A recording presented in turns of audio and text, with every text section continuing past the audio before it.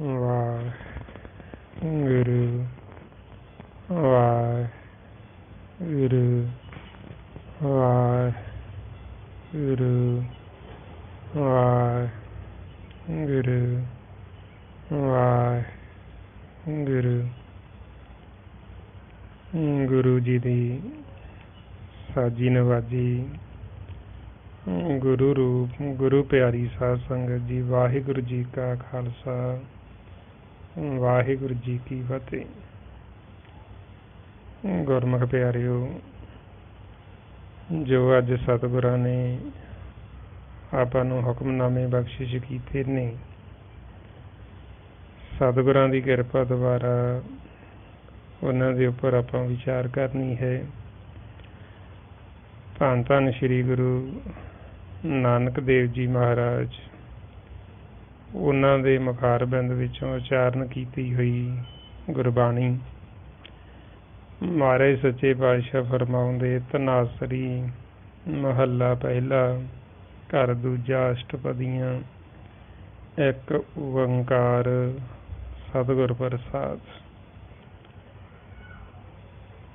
ਸਤਿਗੁਰੂ ਗੁਰੂ ਨਾਨਕ ਦੇਵ ਜੀ ਮਹਾਰਾਜ ਆਪਾਂ ਨੂੰ ਫਰਮਾਉਂਦੇ ਕਿ ਪਰਮਾਤਮਾ ਜੋ ਨਿਰੰਕਾਰ ਉਹ ਇੱਕ ਹੈ ਅਤੇ ਉਸ ਇੱਕ ਨੂੰ ਸਤਿਗੁਰਾਂ ਦੀ ਕਿਰਪਾ ਦੁਆਰਾ ਹੀ ਮਿਲਿਆ ਜਾ ਸਕਦਾ ਹੈ। ਮਹਾਰਾਜ ਅੱਗੇ ਬਖਸ਼ਿਸ਼ ਕਰਦੇ, ਗੁਰ ਸਾਗਰ ਰਤਨੀ ਭਰਪੂਰੇ, ਅੰਮ੍ਰਿਤ ਸੰਤ ਚੁਗੇ ਨਹੀਂ ਦੂਰੇ। ਮਹਾਰਾਜ ਸੱਚੇ ਪਾਤਸ਼ਾਹ ਸਮਝਾਉਂਦੇ ਕਿ ਜੋ ਗੁਰੂ ਹੈ ਉਹ ਸਾਗਰ ਹੈ, ਰਤਨਾਂ ਦਾ ਭਰਪੂਰ ਭਰਿਆ ਹੋਇਆ। ਤੇ ਜਦੋਂ ਅਸੀਂ ਉਸ ਗੁਰੂ ਸਾਗਰ ਦੇ ਨਾਲ ਜੁੜ ਜਾਵਾਂਗੇ ਤੇ ਫਿਰ ਅਸੀਂ ਉਥੋਂ ਸਦਾ ਵਾਸਤੇ ਜੋ ਸੁੱਖ ਹੈ, ਸਦਾ ਵਾਸਤੇ ਜੋ ਆਨੰਦ ਹੈ, ਉਸ ਆਨੰਦ ਦੀ ਅਸੀਂ ਪ੍ਰਾਪਤੀ ਕਰ ਲੈਂਦੇ ਹਾਂ। ਸਦਾ ਵਾਸਤੇ ਅਸੀਂ ਜੀਵਨ ਮੁਕਤ ਹੋ ਜਾਂਦੇ ਹਾਂ। ਇਸ ਲਈ ਫਿਰ ਜੋ ਸੰਤ ਜਨ ਨੇ ਉਹ ਫਿਰ ਉਸ ਅੰਮ੍ਰਿਤਮਈ ਜੋ ਨਾਮ ਹੈ, ਉਸ ਨਾਮ ਦੇ ਨਾਲ ਜੁੜ ਕੇ ਉਹ ਅੰਮ੍ਰਿਤ ਰਸ ਦੀ ਪ੍ਰਾਪਤੀ ਕਰਦੇ ਨੇ ਤੇ ਉਹਨਾਂ ਨੂੰ ਭੇਤ ਖੁੱਲ੍ਹ ਜਾਂਦਾ ਹੈ ਕਿ ਜੋ ਇਹ ਸ਼ਬਦ ਗੁਰੂ ਹੈ, ਨਾਦ, ਇਹ ਕੋਈ ਦੂਰ ਨਹੀਂ ਹੈ, ਇਹ ਸਾਡੇ ਨੇੜੇ ਹੈ। ਜਿਸ ਤਰ੍ਹਾਂ ਮਾਲਕ ਨਿਰੰਕਾਰ ਸਾਡੇ ਨੇੜੇ ਹੈ, ਇਸੇ ਤਰ੍ਹਾਂ ਹੀ ਜੋ ਗੁਰੂ ਹੈ ਉਹ ਵੀ ਸਾਡੇ ਨੇੜੇ ਹੈ, ਉਹ ਸਾਡੇ ਅੰਦਰ ਵਸਦਾ ਹੈ। ਤੇ ਐਸੀ ਕੋਈ ਥਾਂ ਨਹੀਂ ਹੈ ਜਿੱਥੇ ਸੱਚ ਮੌਜੂਦ ਨਾ ਹੋਵੇ ਤੇ ਜਿੱਥੇ ਸ਼ਬਦ ਗੁਰੂ ਮੌਜੂਦ ਨਾ ਹੋਵੇ। ਮਹਾਰਾਜ ਫਰਮਾਉਂਦੇ ਨੇ, ਬਿਨ ਨਾਮੇ ਨਾਹੀ ਕੋ ਥਾਉ, ਕਿ ਨਾਮ ਤੋਂ ਬਿਨਾਂ ਐਸੀ ਕੋਈ ਥਾਂ ਨਹੀਂ ਵੀ ਜਿੱਥੇ ਨਾਮ ਨਾ ਹੋਵੇ ਤੇ ਸੱਚ ਨਾ ਹੋਵੇ। ਇਸ ਵਾਸਤੇ ਫਿਰ ਜੋ ਗੁਰੂ ਉਸ ਨੂੰ ਰਸਾਂ ਦੀ ਖਾਨ ਵੀ ਆਖਿਆ। ਜਦੋਂ ਅਸੀਂ ਸ਼ਬਦ ਗੁਰੂ ਦੇ ਨਾਲ ਜੁੜਦੇ ਹਾਂ ਫਿਰ ਉੱਥੋਂ ਸਾਨੂੰ ਅੰਮ੍ਰਿਤ ਰਸ ਆਉਂਦਾ ਹੈ, ਅੰਮ੍ਰਿਤ ਜਲ ਆਉਂਦਾ ਹੈ। ਇਸ ਲਈ ਮਹਾਰਾਜ ਸੱਚੇ ਪਾਤਸ਼ਾਹ ਸਾਨੂੰ ਸਮਝਾਉਂਦੇ ਨੇ ਕਿ ਉਹ ਜੋ ਨਾਮ ਹੈ ਉਹ ਰਸਾਂ ਦੀ ਖਾਨ ਹੈ। ਇਸੇ ਤਰ੍ਹਾਂ ਹੀ ਇੱਥੇ ਸਤਿਗੁਰੂ ਫਿਰ ਗੁਰੂ ਨੂੰ ਸਾਗਰ ਰਤਨਾਂ ਦੇ ਨਾਲ ਭਰਪੂਰ ਤੇ ਆਪਾਂ ਨੂੰ ਸਮਝਾਉਂਦੇ ਵੀ ਸੋ ਸੰਤ ਜਨ ਨੇ ਫਿਰ ਸਤ ਸੰਗਤ ਕਰਕੇ ਗੁਰੂ ਦੀ ਮੱਤ ਦੁਆਰਾ ਉਹ ਫਿਰ ਇੱਥੋਂ ਹਰ ਰਸ ਦੀ, ਨਾਮ ਰਸ ਦੀ ਪ੍ਰਾਪਤੀ ਕਰਦੇ। ਅੱਗੇ ਮਹਾਰਾਜ ਬਖਸ਼ਿਸ਼ ਕਰਦੇ, ਹਰ ਰਸ ਚੋਗ ਚੁਗੈ ਪ੍ਰਭ ਭਾਵੈ, ਸਰਬਰ ਮੈਂ ਹੰਸ ਪ੍ਰਾਣ ਪਤ ਪਾਵੈ। ਮਹਾਰਾਜ ਸੱਚੇ ਪਾਤਸ਼ਾਹ ਦੱਸਦੇ ਬਈ ਜੋ ਸੰਤ ਜਨ ਫਿਰ ਉਹ ਹਰ ਰਸ ਜੋ ਹੈ, ਨਾਮ ਰਸ, ਅੰਮ੍ਰਿਤ ਰਸ, ਉਹ ਫਿਰ ਉਹ ਚੁਗਦੇ, ਉਹ ਫਿਰ ਉਹ ਮਨ ਦੀ ਖੁਰਾਕ ਹੈ ਜਿਹੜੀ ਉਹ ਖੁਰਾਕ ਲੈਂਦੇ ਤੇ ਫਿਰ ਮਹਾਰਾਜ ਦੱਸਦੇ ਵੀ ਉਸ ਅਵਸਥਾ 'ਚ ਜਦੋਂ ਸਾਡਾ ਮਨ ਨਾਮ ਦੇ ਨਾਲ ਜੁੜ ਜਾਂਦਾ ਹੈ, ਫਿਰ ਇਸ ਨੂੰ ਹੰਸ ਦਾ ਨਾਂ ਦਿੱਤਾ ਹੈ। ਆਪਾਂ ਸਾਰੇ ਹੀ ਮਾਲਕ ਦੇ ਬੱਚੇ ਹਾਂ, ਪਰਮਾਤਮਾ ਦੇ। ਜਦੋਂ ਸਾਨੂੰ ਇਸ ਖੇਲ ਦੇ ਵਿੱਚ ਉਤਾਰਿਆ ਗਿਆ ਸੀ, ਸਤਿਯੁਗ ਦੇ ਵਿੱਚ, ਸਾਡੇ ਮਨ ਨੂੰ ਪਰਮਹੰਸ ਕਿਹਾ ਜਾਂਦਾ ਸੀ। ਮਹਾਰਾਜ ਫਰਮਾਉਂਦੇ ਸਤਿਯੁਗ ਪਰਮਹੰਸ ਵਿਚਾਰੀ, ਕਿ ਸਾਡੇ ਮਨ ਨੂੰ ਉਦੋਂ ਹੰਸ ਕਹਿੰਦੇ ਸੀ। ਫਿਰ ਅਸੀਂ ਘਰ ਵਾਪਸ ਨਹੀਂ ਗਏ, ਇਹਦੇ ਤੇ ਮੈਲ ਚੜ੍ਹਦੀ ਗਈ। ਹੁਣ ਜਦੋਂ ਅਸੀਂ ਗੁਰੂ ਦੀ ਸ਼ਰਨ 'ਚ ਆ ਕੇ ਸਤ ਸੰਗਤ ਕਰਕੇ, ਸੰਤ ਸਾਧੂ ਜਨਾਂ ਦਾ ਸੰਗ ਕਰਕੇ, ਫਿਰ ਆਪਾਂ ਨਾਮ ਦੇ ਨਾਲ ਜੁੜਦੇ ਹਾਂ, ਸੱਚ ਨਾਲ ਜੁੜਦੇ ਹਾਂ, ਤੇ ਸਾਡਾ ਜੋ ਮਨ ਹੈ ਫਿਰ ਇਹ ਹੰਸ ਬਣ ਜਾਂਦਾ ਹੈ। ਤੇ ਫਿਰ ਇਹ ਹੰਸ ਬਣ ਕੇ ਉਸ ਪ੍ਰਣਪਤ ਪਰਮਾਤਮਾ ਨਿਰੰਕਾਰ ਦੀ ਪ੍ਰਾਪਤੀ ਕਰ ਲੈਂਦਾ ਹੈ। ਅੱਗੇ ਮਹਾਰਾਜ ਬਖਸ਼ਿਸ਼ ਕਰਦੇ, ਕਿਆ ਬਗ ਬਪੜਾ ਛਪੜੀ ਨਹਾਏ, ਕੀਚੜ ਡੂਬੇ ਮੈਲ ਨਾ ਜਾਏ ਰਹਾਉ। ਹੁਣ ਇੱਕ ਜੀਵ ਐਸੇ ਨੇ ਜਿਨ੍ਹਾਂ ਨੂੰ ਭੇਤ ਨਹੀਂ ਸਤ ਸੰਗਤ ਦਾ, ਜਿਨ੍ਹਾਂ ਨੇ ਸੰਗ ਨਹੀਂ ਕੀਤਾ ਗੁਰਮੁਖਾਂ ਦਾ, ਸੰਤ ਸਾਧੂ ਜਨਾਂ ਦਾ, ਜਿਨ੍ਹਾਂ ਨੂੰ ਭੇਤ ਨਾ ਆਇਆ ਨਾਮ ਦਾ, ਫਿਰ ਉਹ ਜਾਂਦੇ ਨੇ ਛਪੜੀ ਦੇ ਵਿੱਚ। ਜਿਵੇਂ ਇੱਕ ਹੈ ਸਰਬਰ ਸਰੋਵਰ ਸਤ ਸੰਗਤ, ਇੱਕ ਹੈ ਛਪੜ ਜਿੱਥੇ ਵੈਰ ਵਿਰੋਧ ਦੀ ਗੱਲ ਹੁੰਦੀ, ਜਿੱਥੇ ਨਿੰਦਿਆ ਚੁਗਲੀ ਹੁੰਦੀ, ਜਿੱਥੇ ਈਰਖਾ ਨਫ਼ਰਤ ਦੀ ਗੱਲ ਹੁੰਦੀ, ਜਿੱਥੇ ਸੱਚ ਦੀ ਉਹ ਸ਼ਬਦ ਗੁਰੂ ਦੀ ਕੋਈ ਵਿਚਾਰ ਨਹੀਂ ਹੁੰਦੀ, ਉਸ ਨੂੰ ਫਿਰ ਕਹਿੰਦੇ ਵੀ ਇਹ ਛੱਪੜ ਹੈ। ਤੇ ਜਿਹੜਾ ਬਗਲਾ ਉਹ ਫਿਰ ਛੱਪੜ 'ਚ ਜਾਂਦਾ ਤੇ ਉਹਦੇ ਵਿੱਚੋਂ ਫਿਰ ਹੋਰ ਉਹ ਮੈਲ ਚੜਾ ਕੇ ਉੱਥੋਂ ਵਾਪਸ ਆ ਜਾਂਦਾ ਹੈ। ਇਸ ਲਈ ਸਾਨੂੰ ਫਰਮਾਉਂਦੇ, ਜੇ ਅੱਗੇ ਤੀਰਥ ਹੋਏ ਤਾਂ ਮਲ ਲਹੇ, ਛੱਪੜ ਨਹਾਤੇ ਸਗਬੀ ਮਲ ਲਾਏ, ਤੀਰਥ ਪੂਰਾ ਸਤਿਗੁਰੂ ਜੋ ਆਂਦਨ ਹਰ ਹਰ ਨਾਮ ਤੇ ਆਏ। ਆਪਾਂ ਨੂੰ ਸਮਝਾਉਂਦੇ ਕਿ ਜੇ ਜੀਵ ਸਤ ਸੰਗਤ ਸਤ ਸਰ ਸਰੋਵਰ ਦਾ ਉਸ ਨੂੰ ਨਹੀਂ ਭੇਤ ਨਹੀਂ ਜਾਂਦਾ, ਫਿਰ ਉਹ ਛੱਪੜ ਦੇ ਵਿੱਚ ਜਾਂਦਾ ਹੈ। ਤੇ ਛੱਪੜ ਦੇ ਵਿੱਚੋਂ ਫਿਰ ਉੱਥੋਂ ਸਾਨੂੰ ਚਿੱਕੜ ਹੈ ਜਿਹੜਾ, ਉਹ ਚਿੱਕੜ ਦੀ ਪ੍ਰਾਪਤੀ ਹੁੰਦੀ ਹੈ। ਤੇ ਉੱਥੋਂ ਸਾਡੇ ਉੱਤੇ ਹੋਰ ਮੈਲ ਜਿਹੜੀ ਉਹ ਮੈਲ ਚੜ੍ਹ ਜਾਂਦੀ ਹੈ। ਇਸ ਲਈ ਸਾਨੂੰ ਸਮਝਾਉਂਦੇ ਵੀ ਕੋਈ ਤੁਸੀਂ ਐਸਾ ਸਰਬਰ, ਐਸੀ ਸਤ ਸੰਗਤ ਲੱਭੋ ਜਿੱਥੇ ਜਾ ਕੇ ਸਾਨੂੰ ਸ਼ਬਦ ਗੁਰੂ ਦਾ ਭੇਤ ਆ ਜੇ, ਸਾਨੂੰ ਆਪਣੇ ਘਰ ਦਾ ਭੇਤ ਆ ਜੇ, ਸੱਚ ਦਾ ਭੇਤ ਆ ਜੇ। ਜੇ ਅਸੀਂ ਛੱਪੜ 'ਚ ਜਾਵਾਂਗੇ, ਉੱਥੋਂ ਅਸੀਂ ਲੱਭਾਂਗੇ ਕਿ ਸਾਡੇ ਉੱਤੇ ਹੋਰ ਚਿੱਕੜ ਪੈ ਜਾਏਗਾ। ਮਹਾਰਾਜ ਫਰਮਾਉਂਦੇ, ਫਰੀਦਾ ਸੋਈ ਸਰਬਰ ਢੂੰਡ ਲਿਓ, ਜਿੱਥੋਂ ਲੱਭੀ ਵੱਥ, ਛੱਪੜ ਢੂੰਡੇ ਕਿਆ ਹੋਏ, ਚਿੱਕੜ ਡੁੱਬੇ ਹੱਥ। ਸੋਈਓ ਸਤਿਗੁਰੂ ਫਿਰ ਸਾਨੂੰ ਇੱਥੇ ਸਮਝਾਉਂਦੇ ਕਿ ਜੋ ਬਗਲਾ ਉਹ ਫਿਰ ਛੱਪੜੀ ਨਹਾਉਂਦਾ ਹੈ ਤੇ ਉਹਦੇ ਤੇ ਫਿਰ ਹੋਰ ਚਿੱਕੜ ਪੈਂਦਾ ਹੈ, ਹੋਰ ਉਹਦੇ ਤੇ ਮੈਲ ਚੜ੍ਹ ਜਾਂਦੀ ਹੈ। ਅੱਗੇ ਸਤਿਗੁਰੂ ਫਰਮਾਉਂਦੇ ਨੇ, ਰੱਖ ਰੱਖ ਚਰਨ ਧਰੇ ਵਿਚਾਰੀ, ਦੁਬਿਧਾ ਛੋੜ ਭਏ ਨਿਰੰਕਾਰੀ। ਇੱਕ ਉਹ ਗੁਰਮੁਖ ਜਿਨ੍ਹਾਂ ਨੇ ਗੁਰੂ ਦੀ ਮੱਤ ਲਈ, ਉਹ ਫਿਰ ਇਸ ਗੁਰੂ ਦੇ ਦੱਸੇ ਹੋਏ ਮਾਰਗ ਤੇ ਲਿਵਦੇ ਰਸਤੇ ਤੇ ਚੱਲਦੇ ਹੋਏ ਉਹ ਸ਼ਬਦ ਦੀ ਵਿਚਾਰ ਕਰਦੇ, ਵਿਚਾਰ ਕਰਕੇ ਉਹ ਸਿਮਰਨ ਅਭਿਆਸ ਕਰਦੇ, ਸ਼ਬਦ ਦੀ ਕਮਾਈ ਕਰਦੇ।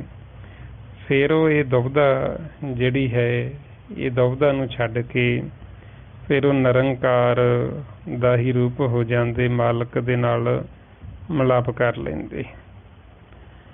ਅੱਗੇ ਮਹਾਰਾਜ ਬਖਸ਼ਿਸ਼ ਕਰਦੇ, ਮੁਕਤ ਪਦਾਰਥ ਹਰ ਰਸ ਚਾਖੇ, ਆਵਣ ਜਾਣ ਰਹੇ ਗੁਰ ਰਾਖੀ। ਫਿਰ ਅਸੀਂ ਗੁਰੂ ਦੀ ਮੱਤ ਦੁਆਰਾ ਉਹ ਜੋ ਮੁਕਤ ਪਦਾਰਥ, ਜੋ ਸਾਨੂੰ ਫਿਰ ਨਾਮ ਦੀ ਪ੍ਰਾਪਤੀ ਹੁੰਦੀ, ਫਿਰ ਅਸੀਂ ਉਹ ਹਰ ਰਸ ਜੋ ਹੈ ਉਸ ਨੂੰ ਚੱਖਦੇ ਹਾਂ, ਸਾਡਾ ਮਨ ਹਰ ਰਸ ਲੈਂਦਾ ਹੈ।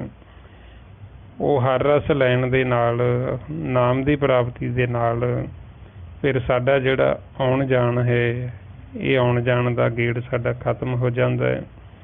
ਗੁਰੂ ਫਿਰ ਸਾਨੂੰ ਸਦਾ ਵਾਸਤੇ ਜੀਵਨ ਮੁਕਤ ਕਰ ਦਿੰਦੇ, ਫਿਰ ਉਹ ਸਾਡਾ ਜਿਹੜਾ ਆਉਣ ਜਾਣ ਦਾ ਚੱਕਰ ਉਹ ਖਤਮ ਹੋ ਜਾਂਦਾ ਹੈ।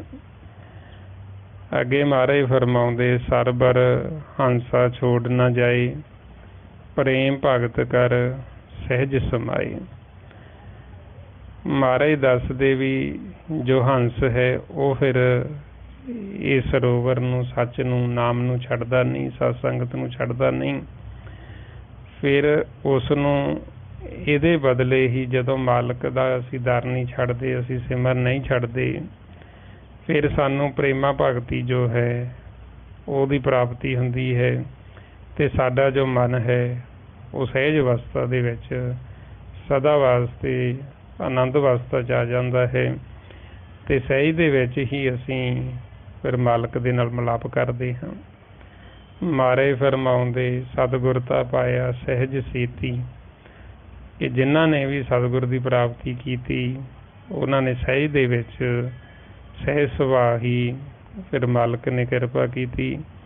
ਸੋ ਇਸ ਵਾਸਤੇ ਫਿਰ ਜਦੋਂ ਅਸੀਂ ਇਹ ਅਭਿਆਸ ਨਹੀਂ ਛੱਡਦੇ, ਗੁਰਬਾਣੀ ਗੁਰੂ ਦੇ ਦੱਸੇ ਹੋਏ ਮਾਰਗ ਦੇ ਉੱਤੇ ਲਗਾਤਾਰ ਚੱਲਦੇ ਹਾਂ, ਫਿਰ ਇਹ ਸਾਨੂੰ ਪ੍ਰੇਮਾ ਭਗਤੀ ਜੋ ਹੈ ਇਹਦੀ ਪ੍ਰਾਪਤੀ ਹੁੰਦੀ ਅਤੇ ਸਾਨੂੰ ਸਹਿਜ ਅਵਸਥਾ ਜੋ ਹੈ ਇਹਦੀ ਪ੍ਰਾਪਤੀ ਹੁੰਦੀ ਹੈ। ਅੱਗੇ ਮਹਾਰਾਜ ਬਖਸ਼ਿਸ਼ ਕਰਦੇ, ਸਰਬਰ ਮੈਂ ਹੰਸ, ਹੰਸ ਮੈਂ ਸਾਗਰ, ਅਕਥ ਕਥਾ ਗੁਰ ਬਚਨੀ ਆਦਰ। ਮਹਾਰਾਜ ਦੱਸਦੇ ਬਈ ਜੋ ਸਰਬਰ ਹੈ, ਸਰਬਰ ਦੇ ਵਿੱਚ ਜਿਵੇਂ ਹੰਸ ਰਹਿੰਦਾ ਹੈ ਅਤੇ ਇਸੇ ਤਰ੍ਹਾਂ ਹੀ ਫਿਰ ਜੋ ਮਾਲਕ ਹੈ ਉਹ ਹਰ ਥਾਂ 'ਤੇ ਮੌਜੂਦ ਹੈ। ਅਸੀਂ ਉਹਦੇ ਵਿੱਚ ਵੱਸਦੇ ਹਾਂ ਅਤੇ ਉਹ ਸਾਡੇ ਵਿੱਚ ਵੱਸਦਾ ਹੈ। ਫਿਰ ਇਹ ਸਾਨੂੰ ਭੇਤ ਆਉਂਦਾ ਹੈ ਜਦੋਂ ਅਸੀਂ ਗੁਰੂ ਦੀ ਮੱਤ ਲੈਂਦੇ ਹਾਂ, ਫਿਰ ਇਹ ਅਕਥ ਕਥਾ ਦੁਆਰਾ ਇਹ ਆਪਾਂ ਨੂੰ ਸਾਰਾ ਭੇਤ ਸਾਰਾ ਸਮਝਾਇਆ ਜਾਂਦਾ। ਜਿਵੇਂ ਮਹਾਰਾਜ ਆਪਾਂ ਨੂੰ ਦੱਸਦੇ ਵੀ ਜੋ ਪਰਮਾਤਮਾ ਉਸ ਨੂੰ ਬ੍ਰਹਮ ਕਹਿ ਦਿੱਤਾ, ਆਪਾਂ ਨੂੰ ਜਨ ਕਹਿ ਦਿੱਤਾ, ਆਪਾਂ ਉਹਦੇ ਵਿੱਚ ਹਾਂ ਅਤੇ ਉਹ ਸਾਡੇ ਵਿੱਚ ਹੈ। ਬ੍ਰਹਮ ਹੈ ਜਨ, ਜਨ ਮੈਂ ਪਾਰ ਬ੍ਰਹਮ। ਇਸੇ ਤਰ੍ਹਾਂ ਹੀ ਮਾਲਕ ਨੂੰ ਸਾਗਰ ਕਹਿ ਦਿੱਤਾ, ਸਾਨੂੰ ਨਿੱਕੀ ਜਿਹੀ ਬੂੰਦ ਕਹਿ ਦਿੱਤਾ, ਸਾਗਰ ਮੈਂ ਬੂੰਦ, ਬੂੰਦ ਮੈਂ ਸਾਗਰ। ਇਸੇ ਤਰ੍ਹਾਂ ਹੀ ਉਹਨੂੰ ਸਰਵਰ ਕਹਿ ਦਿੱਤਾ, ਸਾਨੂੰ ਹੰਸ ਕਹਿ ਦਿੱਤਾ। ਅਸੀਂ ਉਹਦੇ ਵਿੱਚ ਹਾਂ ਅਤੇ ਉਹ ਸਾਡੇ ਵਿੱਚ ਹੈ। ਫਿਰ ਇਹ ਸਾਨੂੰ ਭੇਤ ਆਉਂਦਾ ਹੈ ਅਕਥ ਕਥਾ ਦੁਆਰਾ, ਗੁਰੂ ਦੀ ਕਿਰਪਾ ਦੁਆਰਾ ਫਿਰ ਇਹ ਸਾਨੂੰ ਸੋਝੀ ਆਉਂਦੀ ਹੈ, ਸਾਨੂੰ ਭੇਤ ਖੁੱਲ੍ਹਦਾ ਹੈ। ਅੱਗੇ ਮਹਾਰਾਜ ਬਖਸ਼ਿਸ਼ ਕਰਦੇ, ਸੁਨ ਮੰਡਲ ਇੱਕ ਜੋਗੀ ਵੈਸੇ, ਨਾਰ ਨਾ ਪੁਰਖ ਕਹੋ ਕੋ ਕੈਸੇ। ਸੁਨ ਮੰਡਲ ਸਾਡਾ ਦੇਸ਼, ਸਾਡਾ ਘਰ ਹੈ। ਮਹਾਰਾਜ ਦੱਸਦੇ ਬਈ ਉੱਥੇ ਜਦੋਂ ਸਾਡਾ ਮਨ ਚਲਾ ਜਾਂਦਾ ਉਨਮਨ ਦੇ ਵਿੱਚ, ਉਦੋਂ ਜੋਗੀ ਕਹਿੰਦੇ ਵੀ ਗੁਰਮੁਖ ਨੂੰ, ਫਿਰ ਉੱਥੇ ਜਦੋਂ ਅਸੀਂ ਮਾਲਕ ਦੇ ਵਿੱਚ ਹੀ ਲੀਨ ਹੋ ਜਾਂਦੇ ਹਾਂ, ਫਿਰ ਇਹ ਪਹਿਚਾਣ ਨਹੀਂ ਆਉਂਦੀ ਕਿ ਪੁਰਖ ਕੌਣ ਹੈ, ਨਾਰ ਕੌਣ ਹੈ, ਕਿਉਂਕਿ ਪਰਮਾਤਮਾ ਨੂੰ ਪੁਰਖ ਆਖਿਆ ਹੈ ਅਤੇ ਸਾਡੀ ਸੁਰਤੀ ਨੂੰ ਨਾਰ ਦਾ ਨਾਂ ਦਿੱਤਾ ਹੈ। ਮਹਾਰਾਜ ਸੱਚੇ ਪਾਤਸ਼ਾਹ ਸਾਨੂੰ ਸਮਝਾਉਂਦੇ, ਇਸ ਜਗ ਮੈਂ ਪੁਰਖ ਏਕ ਹੈ, ਹੋਰ ਸਗਲੀ ਨਾਰ ਸਬਾਈ। ਵੀ ਅਸੀਂ ਉਸ ਪੁਰਖ ਦੀਆਂ ਨਾਰਾਂ ਸਾਡੀਆਂ ਸੁਰਤੀਆਂ, ਅਤੇ ਜਦੋਂ ਅਸੀਂ ਉਹਦੇ ਵਿੱਚ ਲੀਨ ਹੋ ਗਏ, ਪੁਰਖ ਦੇ ਵਿੱਚ ਲੀਨ ਹੋ ਗਏ ਆ ਸਾਡੀ ਸੁਰਤੀ, ਫਿਰ ਅਸੀਂ ਉਹ ਪਹਿਚਾਣ ਨਹੀਂ ਸਕਦੇ ਕਿ ਪੁਰਖ ਕੌਣ ਹੈ, ਨਾਰ ਕੌਣ ਹੈ, ਕਿਉਂਕਿ ਇੱਕੋ ਹੀ ਰੂਪ ਹੋ ਜਾਂਦੇ ਨੇ। ਅੱਗੇ ਮਹਾਰਾਜ ਬਖਸ਼ਿਸ਼ ਕਰਦੇ, ਤ੍ਰੈ ਭਵਨ ਜੋਤ ਰਹੇ ਲਿਵ ਲਾਈ, ਸੁਰ ਨਰ ਨਾਥ ਸੱਚੇ ਸਰਨਾਈ। ਫਿਰ ਉਹ ਜੋ ਤ੍ਰੈ ਭਵਨ ਦੇ ਵਿੱਚ ਮਾਲਕ ਨਿਰੰਕਾਰ ਹਰ ਥਾਂ 'ਤੇ ਮੌਜੂਦ ਹੈ, ਫਿਰ ਉਹ ਗੁਰਮੁਖਾਂ ਦੀ ਲਿਵ ਸਦਾ ਹੀ ਉਹ ਮਾਲਕ ਦੇ ਨਾਲ ਲੱਗੀ ਰਹਿੰਦੀ ਹੈ। ਤੇ ਇਸੇ ਲਿਵ ਨੂੰ ਹੀ ਫਿਰ ਸਾਰੇ ਲੋਚਦੇ, ਜਿਸ ਤਰ੍ਹਾਂ ਦੇਵੀ ਦੇਵਤੇ, ਨਰ ਮਨੁੱਖ, ਉਹ ਵੀ ਚਾਹੁੰਦੇ ਵੀ ਸਾਡੀ ਵੀ ਜਿਹੜੀ ਲਿਵ ਹੈ ਉਹ ਮਾਲਕ ਦੇ ਨਾਲ ਸੱਚ ਦੇ ਨਾਲ ਸਾਡੀ ਲੱਗ ਜਾਵੇ, ਤਾਂ ਕਿ ਅਸੀਂ ਵੀ ਉਹਦੀ ਸਦਾ ਹੀ ਸ਼ਰਨ ਦੇ ਵਿੱਚ ਰਹੀਏ। ਸੁਰ ਨਰ ਨਾਥ ਸੱਚੇ ਸਰਨਾਈ, ਕਿ ਅਸੀਂ ਉਹ ਸੱਚ ਨਿਰੰਕਾਰ ਦੀ ਜੇ ਸ਼ਰਨ ਦੇ ਵਿੱਚ ਚਲੇ ਜਾਵਾਂਗੇ, ਉੱਥੇ ਫਿਰ ਸਦਾ ਸੁੱਖ ਸਦਾ ਆਨੰਦ ਹੈ। ਇਸ ਲਈ ਮਾਰੇ ਫਰਮਾਉਂਦੇ, ਜੋ ਸੁੱਖ ਕੋ ਚਾਹੇ ਸਦਾ ਸ਼ਰਨ ਰਾਮ ਕੀ ਲਈ, ਕਿ ਜਦੋਂ ਅਸੀਂ ਸੱਚ ਦੀ ਰਾਮ ਦੀ ਸ਼ਰਨ 'ਚ ਚਲੇ ਜਾਵਾਂਗੇ, ਫਿਰ ਉੱਥੇ ਸਦਾ ਸੁੱਖ ਸਦਾ ਆਨੰਦ ਹੈ। ਅੱਗੇ ਮਹਾਰਾਜ ਦੱਸਦੇ, ਆਨੰਦ ਮੂਲ ਅਨਾਥ ਆਧਾਰੀ, ਗੁਰਮੁਖ ਭਗਤ ਸਹਿਜ ਵਿਚਾਰੀ। ਉਹ ਜੋ ਮਾਲਕ ਹੈ ਆਨੰਦ ਰੂਪ ਸਾਡਾ ਮੂਲ, ਜਿਸ ਦੇ ਨਾਲ ਜੁੜ ਕੇ ਸਾਡਾ ਆਧਾਰ ਹੋ ਜਾਣਾ, ਜੋ ਸਾਡਾ ਆਸਰਿਆਂ ਦਾ ਆਸਰਾ। ਫਿਰ ਜੋ ਗੁਰਮੁਖ ਉਸ ਮਾਲਕ ਦੀ ਭਗਤੀ ਕਰਦੇ, ਉਹ ਮਾਲਕ ਦੇ ਨਾਲ ਜੁੜਦੇ, ਗੁਰਮੁਖ ਭਗਤ ਸਹਿਜ ਵਿਚਾਰੀ, ਉਹ ਸਹਿਜ ਦੇ ਵਿੱਚ ਵਿਚਾਰ ਕਰਦੇ, ਸਹਿਜ ਦੇ ਵਿੱਚ ਰਹਿੰਦੇ। ਸਹਿਜ ਆਪਣਾ ਘਰ ਹੈ। ਜਦੋਂ ਅਸੀਂ ਸਹਿਜ ਵਿੱਚ ਰਵਾਂਗੇ, ਉੱਥੇ ਫਿਰ ਸਾਨੂੰ ਇਹ ਸੰਸਾਰ ਦਾ ਜਿਹੜਾ ਦੁੱਖ ਸੁੱਖ ਹੈ ਇਹ ਨਹੀਂ ਵਿਆਪਦਾ ਹੈ। ਇਸ ਲਈ ਮਹਾਰਾਜ ਕਹਿੰਦੇ, ਗੁਰਮੁਖਾਂ ਅੰਤਰ ਸਹਿਜ ਹੈ, ਮਨ ਚੜਿਆ ਦਸਵੇਂ ਆਕਾਸ਼, ਤਿੱਥੇ ਉਂਘਣਾ ਭੁੱਖ ਹੈ, ਹਰ ਅੰਮ੍ਰਿਤ ਨਾਮ ਸੁਖ ਵਾਸ, ਨਾਨਕ ਦੁੱਖ ਸੁਖ ਵਿਆਪਤ ਨਹੀਂ, ਜਿੱਥੇ ਆਤਮ ਰਾਮ ਪ੍ਰਗਾਸ। ਕਿ ਜਿੱਥੇ ਸਹਿਜ ਦੇ ਵਿੱਚ ਆਤਮਾ ਦਾ ਪ੍ਰਕਾਸ਼ ਜੋ ਸਾਡਾ ਘਰ ਹੈ, ਜਦੋਂ ਅਸੀਂ ਉੱਥੇ ਚਲੇ ਜਾਵਾਂਗੇ, ਇਹ ਸੰਸਾਰ ਦੇ ਦੁੱਖਾਂ ਸੁੱਖਾਂ ਤੋਂ ਸਾਡੀ ਜਿਹੜੀ ਸੁਰਤੀ ਉਹ ਉੱਪਰ ਉੱਠ ਜਾਂਦੀ ਹੈ। ਅੱਗੇ ਮਹਾਰਾਜ ਬਖਸ਼ਿਸ਼ ਕਰਦੇ, ਭਗਤ ਬਛਲ ਭੈ ਕਾਟਣ ਹਾਰੇ, ਹਉਮੈ ਮਾਰ ਮਿਲੇ ਪਗ ਧਾਰੇ। ਜੋ ਮਾਲਕ ਪਰਮਾਤਮਾ ਵਾਹਿਗੁਰੂ, ਉਹ ਜਦੋਂ ਅਸੀਂ ਫਿਰ ਪ੍ਰੇਮਾ ਭਗਤੀ ਕਰਦੇ ਹਾਂ, ਜਦੋਂ ਅਸੀਂ ਨਾਮ ਦੇ ਨਾਲ ਜੁੜਦੇ ਹਾਂ, ਉਸ ਨੂੰ ਧਿਆਉਂਦੇ ਹਾਂ, ਸਿਮਰਨ ਕਰਦੇ ਹਾਂ, ਫਿਰ ਮਾਲਕ ਸਾਡੇ ਸਾਰੇ ਹੀ ਭੈ, ਸਾਡੇ ਸਾਰੀਆਂ ਹੀ ਚਿੰਤਾਵਾਂ, ਫਿਕਰ, ਉਹ ਸਾਡੇ ਸੰਸ਼ੇ ਦੂਰ ਕਰ ਦਿੰਦਾ ਹੈ। ਉਹ ਸਾਡੇ ਵਿਚਾਰਾਂ ਨੂੰ ਕੱਟ ਦਿੰਦੇ ਨੇ। ਫਿਰ ਸਾਡੇ ਅੰਦਰੋਂ ਜੋ ਹਉਮੈ ਹੈ, ਹਉਮੈ ਦਾ ਨਾਸ਼ ਕਰ ਦਿੰਦੇ, ਹਉਮੈ ਖਤਮ ਹੋ ਜਾਂਦੀ। ਜਦੋਂ ਫਿਰ ਅਸੀਂ ਲਗਾਤਾਰ ਇਹ ਗੁਰੂ ਦੀ ਦੱਸੀ ਹੋਈ ਕਾਰ ਕਮਾਉਂਦੇ ਹਾਂ, ਲਗਾਤਾਰ ਅਸੀਂ ਅਭਿਆਸ ਕਰਦੇ ਹਾਂ, ਸਤਸੰਗਤ ਕਰਦੇ ਹਾਂ। ਅੱਗੇ ਮਹਾਰਾਜ ਬਖਸ਼ਿਸ਼ ਕਰਦੇ, ਅਨੇਕ ਯਤਨ ਕਰ ਕਾਲ ਸੰਤਾਏ, ਮਰਨ ਲਖਾਏ ਮੰਡਲ ਮੇ ਆਏ। ਇਧਰ ਜੋ ਕਾਲ ਹੈ, ਇਹਦੀ ਸਰਕਾਰ ਹੈ, ਤ੍ਰੈ ਗੁਣ ਕਾਲੇ ਕੀ ਸਰਕਾਰਾਂ। ਇਹ ਅਨੇਕਾਂ ਹੀ ਯਤਨ ਕਰਕੇ ਕਾਲ ਸਾਡੇ ਮਨ ਨੂੰ ਇਧਰ ਵਿਚਾਰਾਂ ਦੇ ਵਿੱਚ ਲੈ ਕੇ ਜਾਂਦੇ, ਇਹ ਸਤਾਉਂਦੇ। ਤੇ ਮਹਾਰਾਜ ਦੱਸਦੇ ਵੀ ਅਸੀਂ ਇਸ ਲੋਕ ਦੇ ਵਿੱਚ ਆਏ ਹਾਂ ਮਰਨ ਲਿਖਾ ਕੇ। ਇਸ ਨੂੰ ਮਿਰਤ ਮੰਡਲ ਕਹਿੰਦੇ, ਕਿ ਅਸੀਂ ਇੱਥੇ ਸਦਾ ਨਹੀਂ ਰਹਿਣਾ ਹੈ। ਜੇ ਕਾਲ ਸਾਨੂੰ ਸਤਾਉਂਦਾ ਵੀ ਹੈ, ਇਹ ਕੁਝ ਸਮੇਂ ਵਾਸਤੇ ਹੀ ਹੈ, ਕਿਉਂਕਿ ਇਹ ਸਾਡਾ ਸਮਾਂ ਜਿਹੜਾ ਮਿਥਿਆ ਹੋਇਆ ਹੈ, ਇਹ ਸਾਨੂੰ ਗਿਣਤੀ ਦਾ ਸਮਾਂ ਦਿੱਤਾ। ਅਸੀਂ ਇੱਥੇ ਸਦਾ ਰਹਿ ਨਹੀਂ ਸਕਦੇ, ਇੱਥੋਂ ਅਸੀਂ ਵਾਪਸ ਜਾਣਾ ਹੈ। ਇੱਥੇ ਅਸੀਂ ਇਸ ਮਿਰਤ ਮੰਡਲ 'ਚ ਮਰਨ ਲਿਖਾ ਕੇ ਆਉਂਦੇ ਹਾਂ। ਮਰਨ ਲਿਖਾਏ ਮੰਡਲ ਮੇ ਆਏ। ਸਾਤੋਂ ਪਹਿਲਾਂ ਦਰਗਾਹ 'ਚ ਮਰਨ ਲਿਖਾ ਕੇ ਫਿਰ ਇਸ ਮਿਰਤ ਮੰਡਲ 'ਚ, ਇਸ ਕਾਲ ਦੇ ਦੇਸ਼ ਦੇ ਵਿੱਚ ਭੇਜਿਆ ਜਾਂਦਾ ਹੈ। ਇੱਧਰ ਆ ਕੇ ਅਸੀਂ ਜਦੋਂ ਮਰਨਾ ਭੁੱਲ ਜਾਂਦੇ ਹਾਂ, ਫਿਰ ਇਹ ਜੋ ਜਨਮ ਸਾਨੂੰ ਪਦਾਰਥ ਦੇ ਰੂਪ ਦੇ ਵਿੱਚ ਮਿਲਿਆ, ਇਸ ਨੂੰ ਅਸੀਂ ਦੁਬਿਧਾ ਦੇ ਵਿੱਚ ਪੈ ਕੇ ਫਿਰ ਇੱਥੇ ਖਰਾਬ ਕਰ ਜਾਂਦੇ ਹਾਂ। ਮਹਾਰਾਜ ਕਹਿੰਦੇ, ਜਨਮ ਪਦਾਰਥ ਦੁਬਿਧਾ ਖੋਵੈ, ਆਪ ਨ ਚੀਨਸ ਭਰਮ ਭਰਮ ਰੋਵੈ। ਇੱਥੇ ਦੁਬਿਧਾ 'ਚ ਪਏ ਹੋਏ ਅਸੀਂ ਆਪਦੇ ਆਪੇ ਦੀ ਪਹਿਚਾਣ ਨਹੀਂ ਕਰਦੇ, ਆਪਦੇ ਆਪੇ ਦੀ ਸੋਝੀ ਨਹੀਂ ਲੈਂਦੇ। ਫਿਰ ਸਾਨੂੰ ਵਾਪਸ ਕਾਰਾਂ 'ਚ ਮੁੜ ਕੇ फिर सानू पछताउणा पैंदा, फिर सानू दुख झल्लना पैंदा। अगे महाराज बख्शिश करदे, कह तो पढ़ तो सुन तो एक, धीरज धर्म धरनी धर टेक। ਜਿਹੜੇ ਗੁਰਮੁਖ ਫਿਰ ਮਾਲਕ ਦੀ ਸਿਫਤਸਲਾ ਕਰਦੇ, ਉਹਦੀ ਸਿਫਤਸਲਾ ਸੁਣਦੇ, ਫਿਰ ਉਹਨਾਂ ਦੇ ਮਨ ਨੂੰ ਜੋ ਧੀਰਜ ਆ ਜਾਂਦਾ, ਉਹਨਾਂ ਦਾ ਮਨ ਜੋ ਹੈ ਉਹ ਸਹਿਜ ਦੇ ਵਿੱਚ ਆ ਜਾਂਦਾ ਹੈ।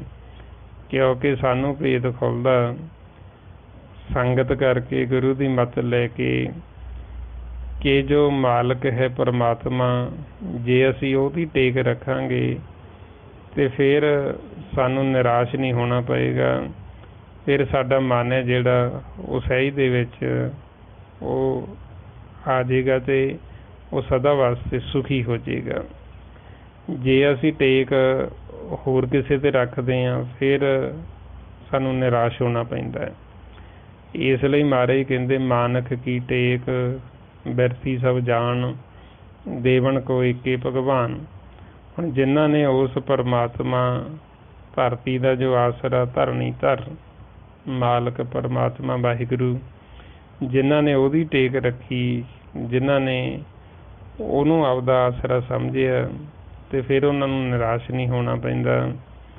ਫਿਰ ਉਹਨਾਂ ਦੇ ਅੰਦਰ ਮਾਲਕ ਦੀ ਕਿਰਪਾ ਦੁਆਰਾ ਜੋ ਫਿਰ ਇਹ ਗੁਣ ਨੇ ਪਰਮਾਤਮਾ ਦੇ, ਉਹ ਗੁਣ ਫਿਰ ਉਹਨਾਂ ਦੇ ਵਿੱਚ ਆ ਜਾਂਦੇ। ਜੋ ਮਹਾਰਾਜ ਅੱਗੇ ਦੱਸਦੇ, ਜਤ ਸਤ ਸੰਜਮ ਹਿਰਦੇ ਸਮਾਏ, ਚੌਥੇ ਪਦ ਕੋ ਜੇ ਮਨ ਪਤੇ ਆਏ। ਫਿਰ ਸਾਡਾ ਮਨ ਇੱਧਰ ਵਿਚਾਰਾਂ ਤੋਂ, ਫੁਰਨਿਆਂ ਤੋਂ ਰਹਿਤ ਹੋ ਜਾਂਦਾ, ਨਾਮ ਦੇ ਨਾਲ ਇਹ ਜੁੜ ਜਾਂਦਾ, ਫਿਰ ਇਹ ਜਤੀ ਸਤੀ ਹੋ ਜਾਂਦਾ ਹੈ। ਇਸ ਲਈ ਮਹਾਰਾਜ ਸੱਚੇ ਪਾਤਸ਼ਾਹ ਸਾਨੂੰ ਸਮਝਾਉਂਦੇ, ਜਤ ਸਤ ਸੰਜਮ ਹਰ ਨਾਮ ਹੈ, ਕਿ ਸਾਡੇ ਮਨ ਦਾ ਜਤ ਸਤ ਸੰਜਮ ਉਹ ਕੀ ਹੈ? ਪਰਮਾਤਮਾ ਦਾ ਨਾਮ। ਜਦੋਂ ਅਸੀਂ ਨਾਮ ਦੇ ਨਾਲ ਜੁੜ ਗਏ, ਅਸੀਂ ਜਤੀ ਹੋ ਗਏ, ਅਸੀਂ ਸਤੀ ਹੋ ਗਏ, ਅਸੀਂ ਸੰਜਮੀ ਹੋ ਗਏ। ਤੇ ਫਿਰ ਜਦੋਂ ਅਸੀਂ ਨਾਮ ਦੇ ਨਾਲ ਜੁੜਦੇ ਹਾਂ, ਸਾਡਾ ਜੋ ਮਨ ਹੈ ਉਹ ਚੌਥੇ ਪਦ ਦੇ ਵਿੱਚ ਫਿਰ ਪ੍ਰਵੇਸ਼ ਕਰ ਜਾਂਦਾ ਹੈ। ਫਿਰ ਉਹ ਸਦਾ ਵਾਸਤੇ ਸਹਿਜ ਦੇ ਵਿੱਚ, ਫਿਰ ਉਹ ਆਪਣੇ ਘਰ ਦੇ ਵਿੱਚ ਵੱਸਦਾ ਹੈ। ਚੌਥੇ ਪਦ ਕੋ ਜੇ ਮਨ ਪਤੇ ਆਏ, ਫਿਰ ਉਹ ਉੱਧਰ ਰਹਿਣਾ ਸ਼ੁਰੂ ਕਰ ਦਿੰਦਾ ਆਪਦੇ ਘਰ ਦੇ ਵਿੱਚ। ਫਿਰ ਉਹਨੂੰ ਭੇਤ ਖੁੱਲ੍ਹ ਜਾਂਦਾ ਕਿ ਇੱਧਰ ਬਗਾਨੇ ਘਰ ਦੇ ਵਿੱਚ ਦੁੱਖ ਹੈ, ਤ੍ਰੈ ਗੁਣਾਂ ਦੇ ਵਿੱਚ ਦੁੱਖ ਹੈ। ਅੱਗੇ ਮਹਾਰਾਜ ਬਖਸ਼ਿਸ਼ ਕਰਦੇ, ਸਾਚੇ ਨਿਰਮਲ ਮੈਲ ਨਾ ਲਾਗੇ, ਗੁਰ ਕੇ ਸ਼ਬਦ ਭਰਮ ਪਉ ਭਾਗੇ। ਜੋ ਮਾਲਕ ਨਿਰੰਕਾਰ ਹੈ ਉਹ ਨਿਰਮਲ ਹੈ। ਸਾਡਾ ਜੋ ਮਨ ਹੈ ਇਹਨੂੰ ਮੈਲ ਚੜ੍ਹਦੀ ਹੈ। ਹੁਣ ਜਦੋਂ ਅਸੀਂ ਫਿਰ ਗੁਰੂ ਦੇ ਸ਼ਬਦ ਨੂੰ ਆਪਣਾ ਆਸਰਾ ਬਣਾਉਂਦੇ ਹਾਂ, ਅਸੀਂ ਨਾਲ ਜੁੜਦੇ ਹਾਂ ਨਾਮ ਦੇ, ਜਦੋਂ ਅਸੀਂ ਇਹ ਸਿਮਰਨ ਅਭਿਆਸ ਕਰਦੇ ਹਾਂ, ਫਿਰ ਇਹ ਸਾਡੇ ਜਿਹੜੇ ਭਰਮ, ਜੋ ਇਹ ਸਾਡੇ ਭਉ ਸਹਿਮ ਡਰ, ਫਿਰ ਇਹ ਖਤਮ ਹੋ ਜਾਂਦੇ ਤੇ ਸਾਡਾ ਮਨ ਜੋ ਹੈ ਇਹ ਵੀ ਨਿਰਮਲ ਹੋ ਜਾਂਦਾ ਹੈ। ਕਿਉਂਕਿ ਇਹ ਸਾਰੇ ਹੀ ਸਾਡੇ ਮਨ ਦੇ ਉੱਤੇ ਜਿਹੜੇ ਡਰ ਨੇ, ਸਹਿੰਸੇ ਫਿਕਰ ਚਿੰਤਾਵਾਂ ਨੇ, ਇਹ ਸਾਰੀ ਮੈਲ ਹੈ। ਇਸ ਲਈ ਮਹਾਰਾਜ ਕਹਿੰਦੇ, ਗੁਰ ਕੇ ਸ਼ਬਦ ਭਰਮ ਪਉ ਭਾਗੇ, ਵੀ ਗੁਰੂ ਦੇ ਸ਼ਬਦ ਦੁਆਰਾ ਇਹ ਸਾਡੇ ਭਰਮ, ਸਾਡੇ ਸਹਿਮ, ਇਹ ਸਾਰੇ ਫਿਰ ਖਤਮ ਹੋ ਜਾਂਦੇ। ਮਾਲਕ ਆਪ ਨਿਰਮਲ ਹੈ, ਜਿਸ ਨੂੰ ਮੈਲ ਨਹੀਂ ਲੱਗਦੀ। ਮਹਾਰਾਜ ਕਹਿੰਦੇ, ਮੇਰਾ ਪ੍ਰਭ ਸਦ ਨਿਰਮਲਾ, ਮਨ ਨਿਰਮਲ ਪਾਇਆ ਜਾਏ, ਕਿ ਮਾਲਕ ਨਿਰਮਲ ਹੈ, ਉਹਨੂੰ ਮੈਲ ਨਹੀਂ ਹੈ। ਸੋ ਇਸੇ ਤਰ੍ਹਾਂ ਹੀ ਫਿਰ ਜਦੋਂ ਅਸੀਂ ਵੀ ਸੱਚ ਤੇ ਨਾਮ ਦੇ ਨਾਲ ਜੁੜ ਜਾਂਦੇ ਹਾਂ, ਫਿਰ ਸਾਡਾ ਜਿਹੜਾ ਮਨ ਹੈ ਇਹ ਵੀ ਨਿਰਮਲ ਹੋ ਜਾਂਦਾ, ਇਹਦੀ ਕਰਨੀ ਨਿਰਮਲ ਹੋ ਜਾਂਦੀ, ਇਹਦੇ ਜਿਹੜੇ ਕਰਮ ਉਹ ਕਰਮ ਨਿਰਮਲ ਹੋ ਜਾਂਦੇ। ਤੇ ਅੱਗੇ ਮਹਾਰਾਜ ਬਖਸ਼ਿਸ਼ ਕਰਦੇ, ਸੂਰਤ ਮੂਰਤ ਆਦ ਅਨੂਪ, ਨਾਨਕ ਜਾਚੇ ਸੱਚ ਸਰੂਪ। ਕਿ ਜੋ ਮਾਲਕ ਹੈ ਪਰਮਾਤਮਾ, ਉਹ ਮੁੜ ਤੋਂ ਹੀ ਸਦਾ ਜੋ ਰਹਿਣ ਵਾਲਾ ਹੈ, ਉਹਦੀ ਜੋ ਸੂਰਤ ਮੂਰਤ ਉਹ ਸਦਾ ਹੀ ਸੱਚ ਪ੍ਰਕਾਸ਼ ਰੂਪ ਜੋਤ ਸਰੂਪ ਹੈ। ਸੋ ਇਸ ਵਾਸਤੇ ਫਿਰ ਮਹਾਰਾਜ ਕਹਿੰਦੇ ਵੀ ਜੋ ਉਹਦਾ ਪ੍ਰਕਾਸ਼ ਹਰ ਥਾਂ ਤੇ ਮੌਜੂਦ ਹੈ, ਸਾਡੇ ਅੰਦਰ ਬਾਹਰ ਹਰ ਥਾਂ ਤੇ।